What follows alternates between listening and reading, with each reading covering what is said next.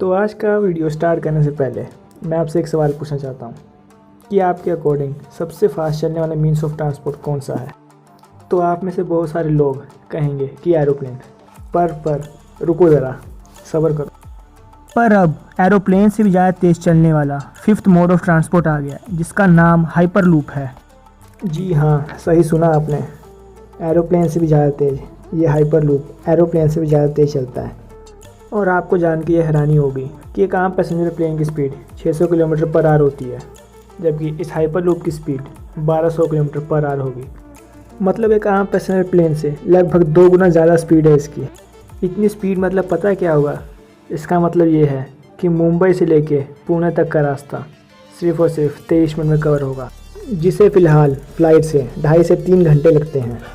क्यों, है नहीं अमेजिंग? तो आगे बढ़ने से पहले मैं आपको एक बात बताना चाहता हूँ। इस टेक्नोलॉजी की नींव 1799 में जियोर्ज मैथर्स नामक साइंटिस्ट ने रखी थी, जो कि उस समय की टेक्नोलॉजी के हिसाब से बहुत ही ज़्यादा आधुनिक थी। इसलिए ये केवल आइडिया बन के ही रह गया। पर 2012 में टेस्ला और स्पेसएक्स के सीईओ एलन मस्क ने अपने विचार विमर्श किए और इस टेक्नोलॉजी को अस्तित्व में लाने का निश्चय किया। और आज इसे बहुत सारी कंपनियां बना रही हैं, जैसे कि वर्जिन, हाइपरलूप, ट्रांसपोर्ट और भी बहुत सारी कंपनियां इस प्रोजेक्ट पे वर्क कर रही हैं। चलिए अब इसकी वर्किंग के बारे में जानते हैं। ये इतना तेज़ आखिर चलता कैसे है?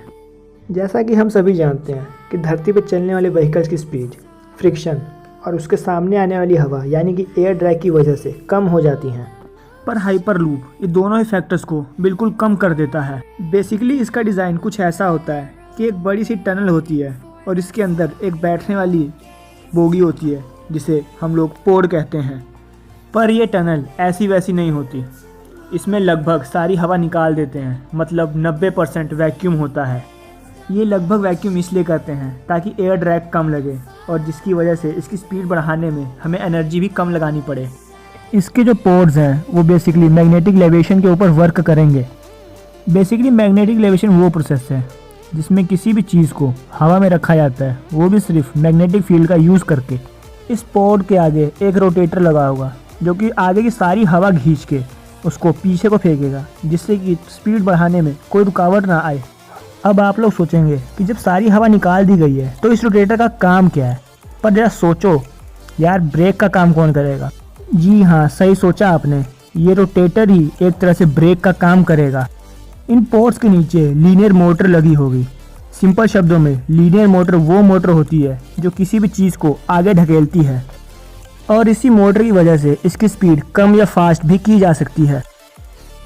पर हम ये भी जानते हैं कि जितने भी आविष्कार हुए हैं उन सब की कुछ ना कुछ खामियां होती हैं जो कि समय के अनुसार डेवलप करती रहती हैं। ठीक उसी तरह इस टेक्नोलॉजी की भी कुछ एडवांटेजेस तो कुछ डिसएडवांटेजेस भी हैं। चलिए अब हम उन्हें भी जानने की कोशिश करते हैं। चलिए पहले एडवांटेजेस से ही शुरू करते हैं। तो जैसा कि हम लोग जानते हैं कि ये टनल के अंदर चलेगी, इसीलिए मौसम का इस पर कोई भी प्रभाव नहीं होगा।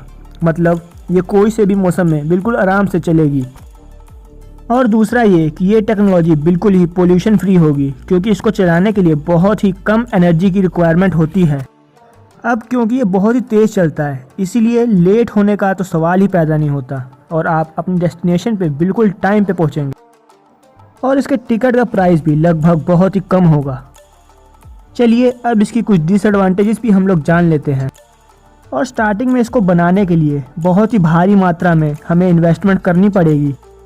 और हम लोग ये भी जानते हैं कि ये एक बिल्कुल ही सीधे टनल में चलेगी, इसीलिए इसको बनाने के लिए इसके रास्ते में जितने भी पेड़ आएंगे सबसे पहले उनको काटना पड़ेगा। खैर वो तो बात की बातें हैं, क्योंकि पेड़ हम लोग साइड में भी लगा सकते हैं। और आखिर में जाने से पहले एक और बात बताना चाहूँगा कि वर्जिन हाइपरलूप ने इसका फर्स्ट एवर ह्यूमन ट्रायल बिल्कुल सक्सेसफुली कंप्लीट कर लिया है। और कंपनी ने ये भी कहा है कि साल 2021 या 2022 में इसको पब्लिक के लिए ओपन कर दिया जाएगा। और इंडिया में इसका पहला रूट मुंबई से लेकर पुणे तक का होगा। बस अब इसी चीज़ का वेट है कि कब हम और आप इस टेक्नोलॉजी का मज़ा ले सकेंगे।